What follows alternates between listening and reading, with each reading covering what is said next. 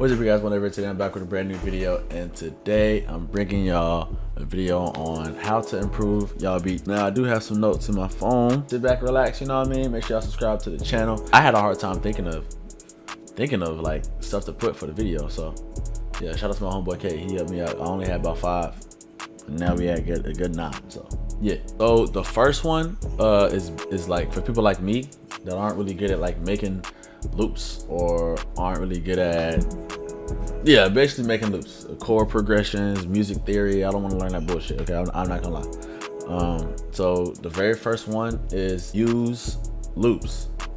Now, I know, yeah, blah blah blah, half the work is done. Listen, bro, just like how you can't just throw anything on a, when you're making a loop, you can't just make anything. You can't just pick any loop. Like, you know what I mean? Pick something that's fire, bro. Pick something that you can make something fire to. That's what I do every day. Now, it's probably about 2, 3, 4 beats. Probably not even that I had made my own loops on there. You know what I mean? So, for me, it's real hard to make them shits. You know what I mean? It might be easier for other people. But for me, that shit is extremely, extremely hard. And I cannot do it. So, yeah, that's the first step. Use loops. You got Looper Man. You got YouTube, you know what I mean? I go on YouTube for my loop packs, you know what I mean? You can look up Gunna Loop Kit, Nav Loop Kit, Playboy Cardi Loop Kit, Southside Loop Kit, Future Loop Kit. Like, you can literally look up loop kits for anything, almost any artist, bro. Like, it's no excuse to why, you know what I mean? It's really no excuse to why you can't find a sound. Now this second one is something that I didn't really like doing. I still don't like doing it, but watch tutorials. You know what I mean? Those are literally there to help you. Literally. The whole reason of a tutorial is to teach you. So, you know what I mean? I know if you like me, you hate watching tutorials because they be like half people that make them be BSing, they be trash. But listen, bro, watch a tutorial. I bet you have it down. I'm trying to tell you, I bet you're gonna have that jump down. You know what I mean? It might take you a couple trials, or it might take you a couple videos, a couple tutorial videos to actually make a good beat or actually do what you're trying to do correctly. But you know what I mean, it's always good to watch a few tutorials to see how other people do it and see which is easier for you. Me, I watch a couple tutorials and then I just do it. Like, I think my whole beat career, probably watched about 2 tutorials. I don't watch them anymore because I hate watching tutorials. I ain't gonna lie, that's just me. Now the third step is ask for criticism. Don't be mad. Listen, don't be upset, bro. You know what I mean? Yeah, you worked hard on the beat. You know what I mean? You might have thought it was the hardest beat out. You might have thought nobody was messing with you at all. That you was the hottest. But everybody else telling you, no, that's not it. You cannot be upset. You know what I mean? Now, if they just telling you that it's not it and not really giving you reasons why, they just hating.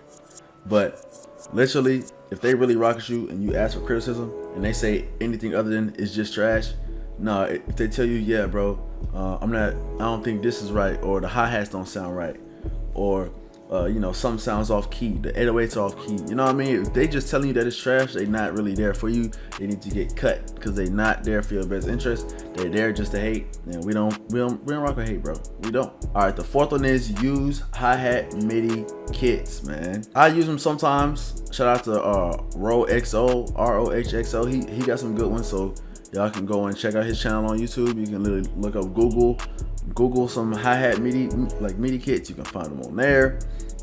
It's really easy to find, bro, and it's fire. It's not like you just gotta drag and drop. Like, bro, you can change it around. You can drag it in. You can change around some notes. You can add some. You can add some rolls. You know what I mean? Mess with the velocity. Mess with the volume. You know what I mean? Stuff like that. You know what I mean? To make it yours, but it's not cheating to have a bass template. You know what I mean? It's not cheating to have that, bro. So don't get that in your head.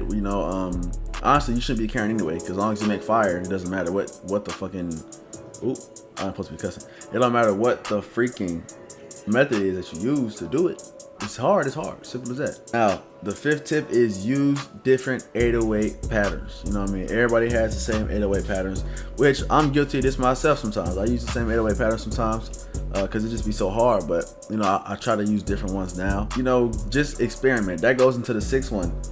Just experiment. You know what I mean? Experiment. Try new things. You might try something that you didn't think was hard, and you hear it on the beat and it's hard, and you start doing it a lot. You know what I mean? It's nothing wrong with experimenting, bro.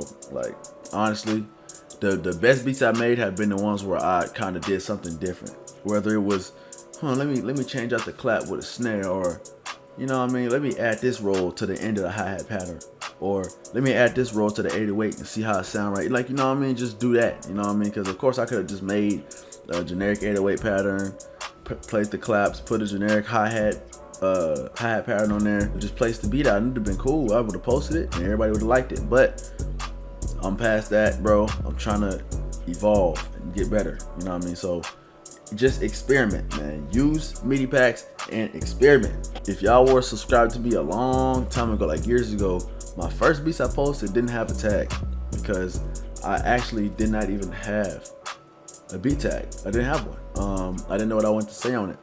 Then shout out to the subscriber or to the person who commented, yo 410, you got another one. I think they commented like 4 or 5 times, like consistently. And I was like, I might gotta make that my tag. So then I made that joint my tag. And ever since then it just stuck. And every time I try like changing around a little bit, y'all like, nah, use the old tag, So, you know what I mean? The tag won't be changing no time soon, man. I don't know what else to put it as, so that should be my tag forever, bro. But yeah, get a tag.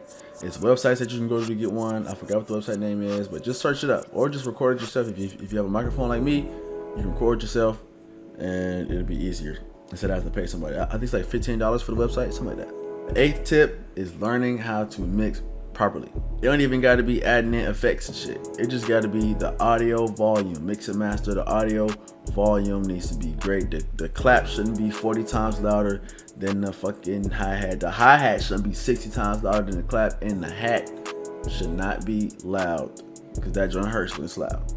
It should be all mixed correctly. There are presets on the internet. I wouldn't use it. I'd like to do it myself, but there are presets.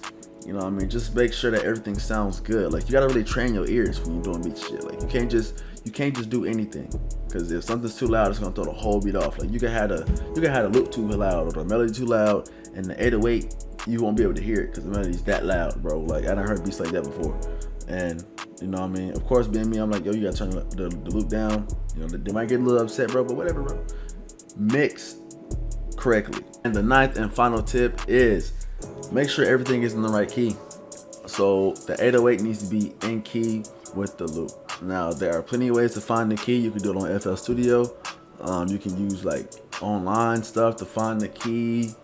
You know, just make sure that it's in key, bro, because that really throws off. Like, you'll have an 808 pattern, everything sounds good, but that one note, you know what I mean? All you gotta do is move it up until it sounds good, or move it down until it sounds good. You know what I mean? Just move it till it sounds like its own key. It's so hard to explain because once you've been doing it for so long, your ears just get used to it. But I'm trying to tell y'all, make sure everything's in key. The beat will sound 40 times better.